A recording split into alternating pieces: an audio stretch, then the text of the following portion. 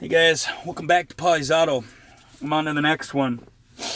I've got an '08 GMC Acadia with the 3.6 liter. Now, customers' complaint is that the check engine light's on. The engine is running rough and it feels like it's downshifting and upshifting abnormally. Now, a little history on this car. This vehicle was in for diagnosis not too long ago. The guy who diagnosed it no longer works for us. So I'm stuck with it, playing cleanup. There was two parts that were replaced on this vehicle. Brand new map sensor, brand new mass airflow sensor. I don't think it needed either, but I'm just gonna leave that be. Nevertheless, it doesn't matter. It's got to be fixed, and I'm the one who's got to look at it. So I'm gonna get on the codes. We'll go from there. All right, we're in doing a code scan now. This is a good example, guys, of why you can't just guess at these problems. And I guarantee you, what he did is looked at that right meow. That is not how we do diagnostics, guys. That's the kind of stuff that gives your shop a bad name. You know, and then somebody else gets stuck with it. Now, luckily, you know, all this was done under warranty, so customer's not out any money, but it doesn't matter, guys. It's the principle of the thing. All right, so it's done. I've got it running right now too. I've already kind of looked at this, and I have suspicions as to what it might be. Nevertheless, we've got a P0106 for sensor performance on the map, a P0108 map sensor circuit high. Okay, well, we're not going to worry about that. That's just probably stored as a result of the code. Okay, well, something to do with the airbag. We're not in here. We're not worried about that stuff. A lot of these codes, a lot of times, guys, when vehicles come in, they have a lot of these codes stored in them from history, and they never got cleared. So, all right, guys, sorry about that. I got interrupted. Story of my life. Anyways, enough ranting and raving. Let's look at some engine data. Yeah, this thing is definitely running like crap. Is that the power steering making that noise? What in the world? Okay, so that's a whole separate issue, guys. You can just about imagine what this needs. Let me see how many miles are on this thing. Oh, 144 grand, baby. All right, well, we're gonna go into data. We are gonna look at, you know what? I wanna look at throttle actuator control data.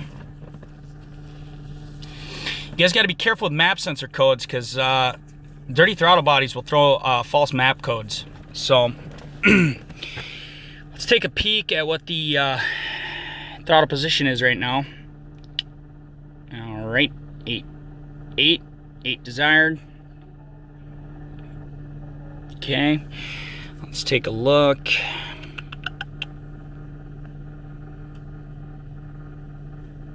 Interesting.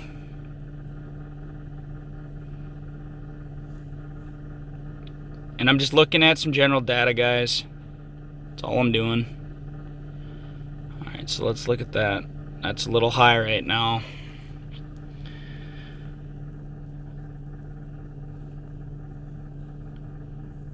And interesting. Okay.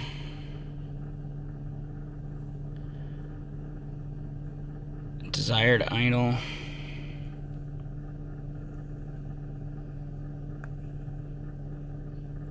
What is it? 680.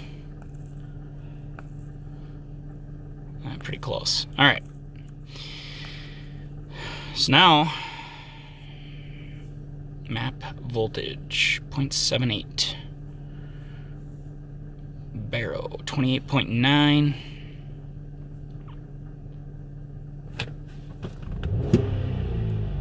Snap throttle there. Boy, that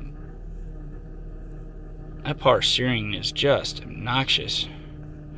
All right, let me look at some more stuff, guys. Here, I don't want this video to run too long, and then I'll get you back once I figure out where I want to go with this. All right, guys, I've narrowed this down. What I want you to do now, I'm in field trim data, and I've customized this list for a reason, because I want to see the reaction of the short-term and long-term trims, as well as the mass airflow grams per second when I flex this connector to the map sensor on this 3.6 liter. You can see that we've got a shiny brand new map sensor. I'm not even going to rant and rave about it. I'll leave that to Joe's Electric. He does a great job of that. I'm done. But anyways, I want you to keep an eye on this map sensor voltage right there. And you can see we're hovering at 2.48, key on, engine off. I'm just gonna flex right here, guys. I'm just gonna put a little pressure up and down, very gingerly, and you're gonna see that voltage changing. There it is right there. There we go. There we go. Oh, there it is again, dropping out. And I'm barely putting any pressure on there, guys. Flex her a little bit more. There it is again. There it is again. There it is again. Again. We're done. I've got a new pigtail and connector coming from GM, as well as a factory OEM sensor, so we can get this thing fixed correctly. Let me start this thing up so you can hear the changes, and we can take a look at the trims and stuff and the mass airflow, and just see how that's affected when that map sensor voltage drops out like that, just for future reference. All right, let me go start this up. All right, she's running. Just let her stabilize. And you can see our map voltage is at 760 millivolts. MAF is coming down, so let me let this idle and stabilize. Alright, she's fairly stable. We're at about 820 millivolts. You can see the MAF is still reading a little high, but trims look alright. So let's see what this does once I start flexing it. And you'll watch that voltage jump, and you can hear the engine actually start stumbling.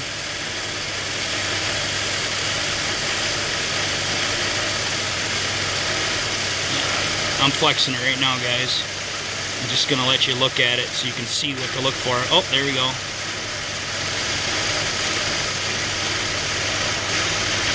Just wiggle the wires a little bit. Make sure we ain't got nothing. So I'm wiggling the harness.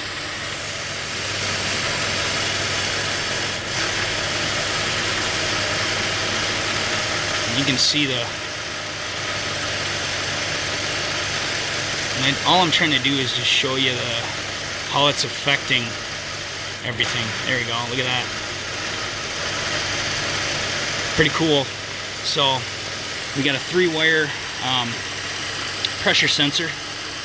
So we've got a ground, a signal, and a 5-volt ref. We're gonna check that next. Let me shut this engine down. Alright guys, she shut down. Key on, engine off. I'm just going to disconnect the sensor, and you can see our map voltage went to 0. Alright, so what we're going to do is we're going to find our we're going to actually hook to battery positive here, and I am hooked to it with a test light. Test light works with that connection, and we're going to touch this signal wire, which is probably the middle one. Just make sure. Alright, let me get set up. Alright guys, like I said, today's my schedule's pretty light, so we're going to take this above and beyond just so that we can do some learning here. Now, I'm pretty confident all it needs is a connector. Alright, however, I'm going to show you something. So right now I've got my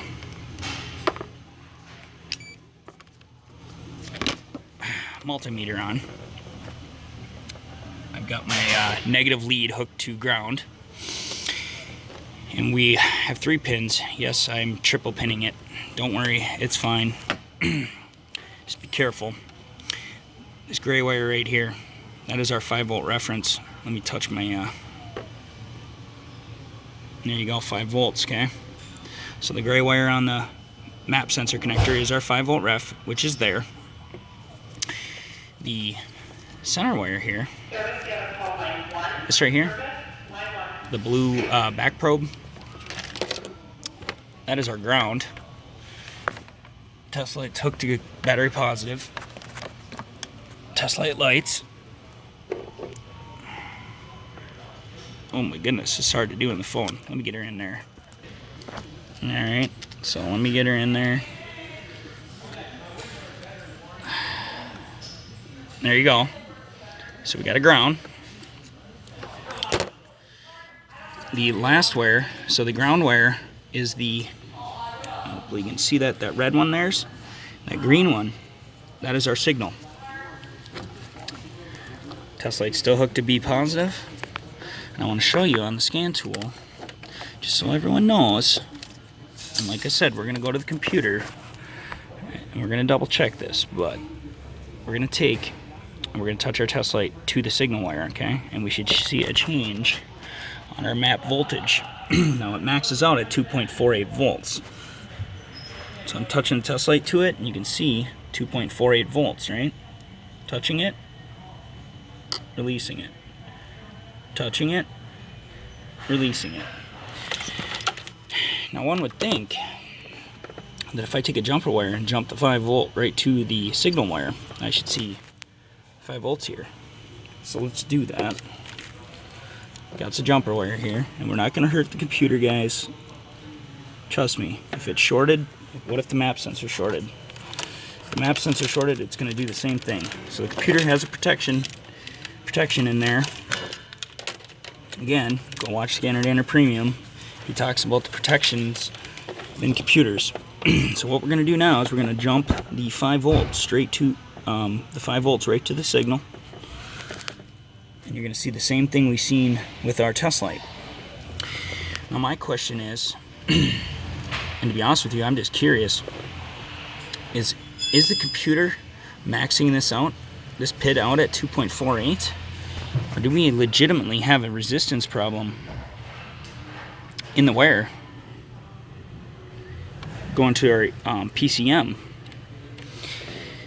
Well, if I'm jumping 5 volts, the 5 volt signal, or the 5 volt reference right to the 5 volt signal wire, in theory,